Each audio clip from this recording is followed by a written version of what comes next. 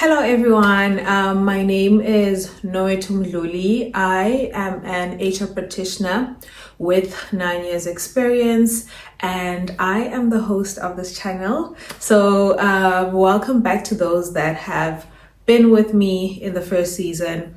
And if you're new here, welcome. This is a platform where we speak all things career, navigating our careers as young professionals. In this video, I will be talking about a life update, as well as cover the most asked question after my big news.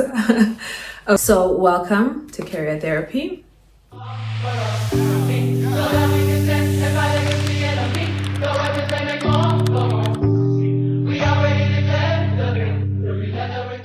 I have moved to the UK. I have moved here for work purposes, and this move happened last year, September. Okay, so that is why I had been AWOL. I had to try and navigate that change, navigate the new landscape, sort out my life, try and ground myself in this new country. And I can say for the past couple of months, I was able to do that. And that is why I am now back. So with regard to career therapy, I had a vision for the second season, and I will let you guys in on that. The fact that I thought that I will bring in new guests. I already had a guest list. I knew who I wanted to have a conversation with in Eswatini with regards to careers and growth and everything. However, we plan, but God decides. So that will no longer be the direction that this channel takes. I hope that it is somewhere in the pipeline. However, because I am in a new landscape, new country, I still have to try and create relationships this side for me to be able to move on to that vision. But for now, the channel will pivot. I am not sure if I'll still cover a lot of. We will definitely still be covering workplace stuff, content, and as well as career growth conversations. And the good thing about this pivot is the fact that it might actually give us international information, which will help in that aspect. Okay, so now that I have addressed the career therapy bit, I thought that because I just got back, I can answer the most asked question after my relocation from the couple of people that already know that I've moved. I thought that I should bring this information here in case anyone else is looking to join the international markets and or to come to the UK basically.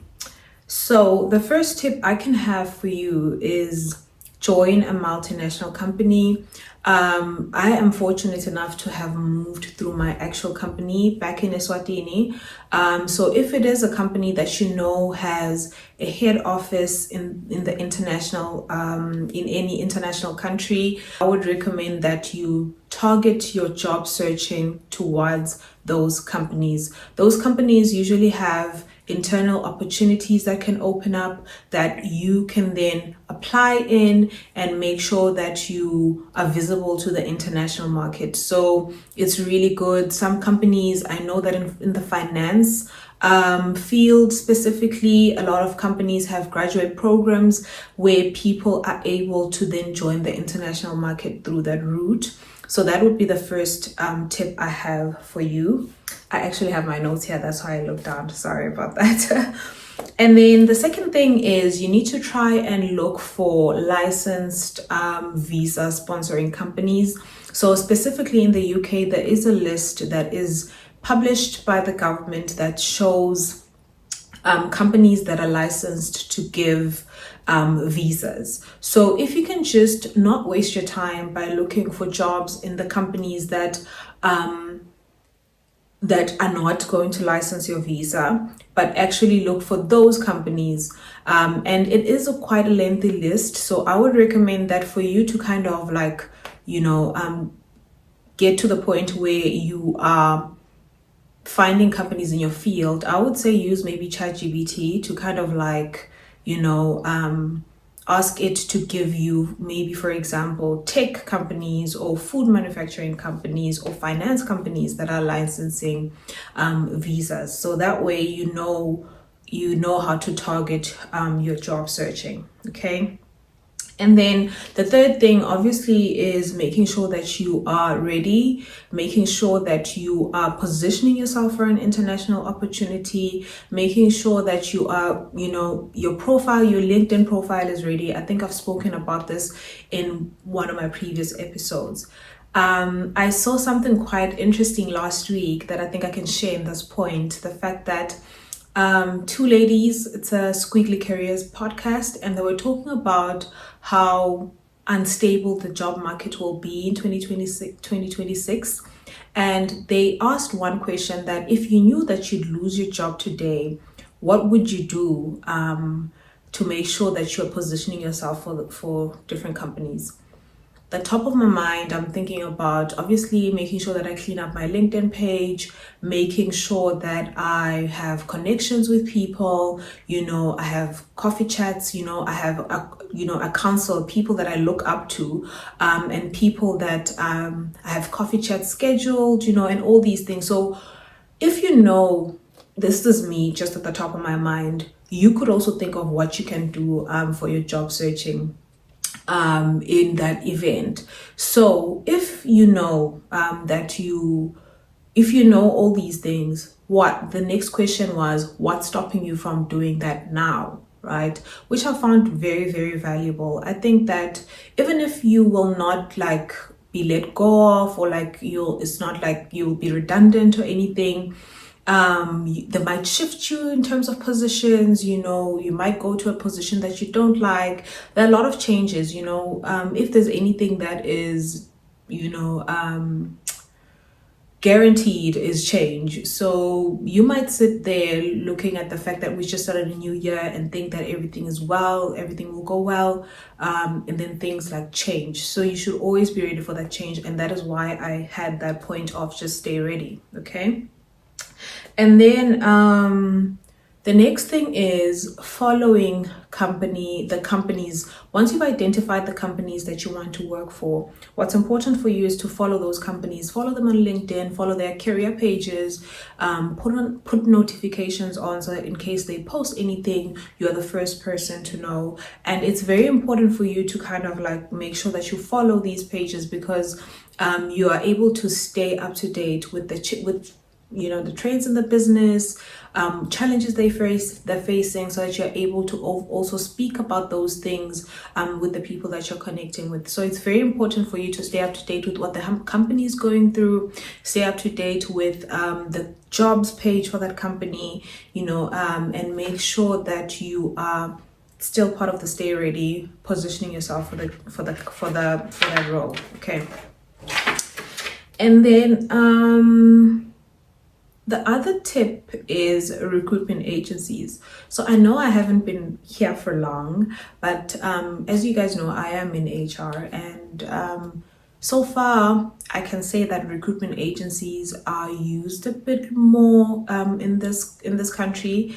And the good thing about it is the fact that you do not get lost in a recruitment agency. They are quite niche. They are quite specific. They're definitely healthcare based recruitment agencies, FMCG recruitment agencies, law, finance, so you can always look up these recruitment agencies and then approach them. And when you approach them, let them know that you are eligible for a visa, and let them know that you are open, to relocate, and schedule a conversation with them.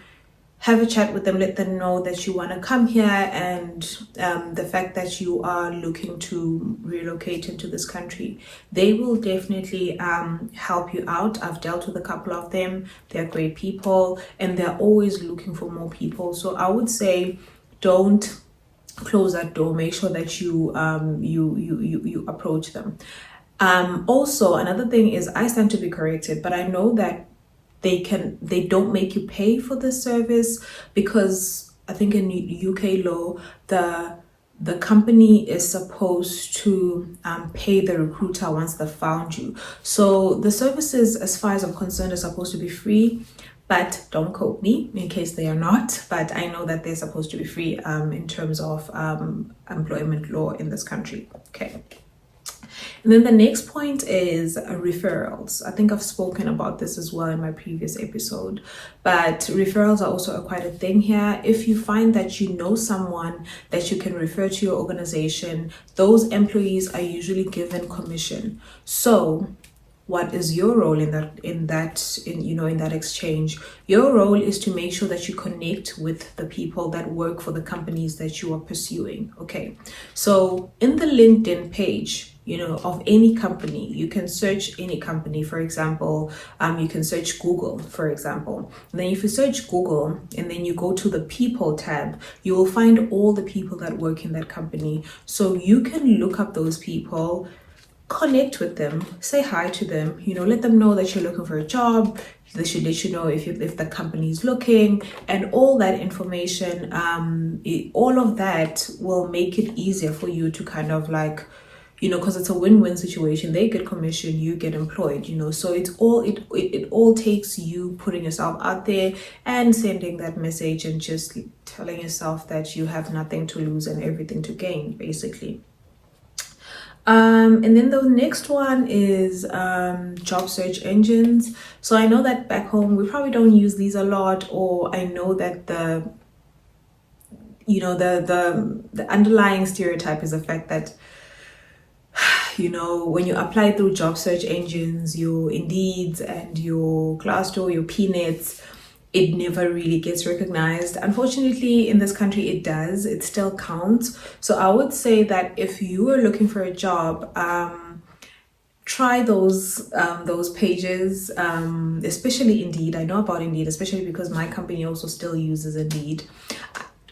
I will say that if you will use Indeed, because you already know that a lot of people have access to it, you need to try and make sure that you do a lot to stand out, because there's a plethora of applications there, and it is an application tracking system. It will eliminate your CV if you are not positioning yourself well. So you need to make sure that your CV is well written, the keywords are there, it's application tracking system friendly, and you are able to just make sure that you go through the system swiftly. So I would highly recommend that you follow those, your Glassdoor, your Indeed, and other search engines. I actually recently found out that Google is also just a search engine on its own. So you can just look up skilled worker visa jobs in the UK, in the US, in Canada, or whatever, and make sure that you apply. And then another tip is, I think this is connected to the,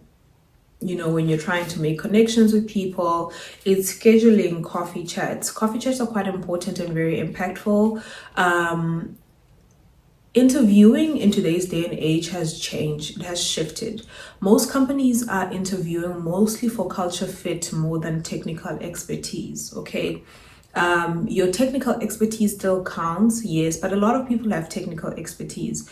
But what's important for them is the fact that, do you get along with them? Will you fit in their culture? So that's very important for most companies today. So it's very important for you to try and make sure that in your job search, you speak to who you are, you build your character, you look at the company, look at the vibes they bring, and see if you actually fit in there, because that's very important.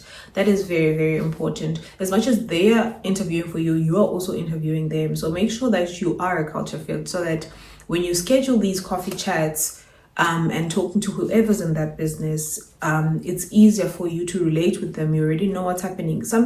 An organization that comes easy for you to follow, an organization that comes easy for you to understand, and all these things. So I would actually highly recommend that you, once you see that your company's values and your values are aligned, schedule coffee chats with those people that work in that organization. Once they see that, oh, actually this person is a good fit, it'll be easy for them to reach out to you once an opportunity comes up. Okay. And then the last tip, mainly because I know that my audience is highly in South Africa and Eswatini, it's the fact that join these companies, the international company webinars, okay, and find people there to kind of connect with. So we all know that Nabo AI, HR, any international webinar in your field that you know that will be hosted, the people that join that webinar, the people that run that webinar are people that are highly influential in their countries, highly influential in their roles. So it's very important for you to try and make sure that you connect with those people there. Just, be aggressive in in wanting what you want in your job search. So I think that that's part of like trying to be aggressive, like making sure that you're doing way more than what's expected, to kind of connect with people, to get to know people. And another window for you to be able to do that is through those international webinars. I said AI HR because I'm in the HR field. It could be anything in your field, whatever field that you're in definitely has an international organization which definitely hosts events, online and everything. Pay for that event, attend it. You will definitely gain way more from that exchange. Okay. And then, yeah, so that was just my tips. I don't have long in this country, so I know that a couple of other people that are in this country could know more. So if you do have any other tips, please make sure that you put them down in the comment section. And if you have any follow-up questions or anything else that you'd like to know about my move, about me being here, let me know. And as I said, I will be pivoting my content, but I definitely want to still keep it within the career base. It just might move to the UK context, and maybe also speak about life in the UK. Because if anything, for the past couple of months, I have newfound respect for people that relocate. However, I have had a very, very supportive company, very supportive family, and I can say that I really got a soft landing compared to how other people find this place.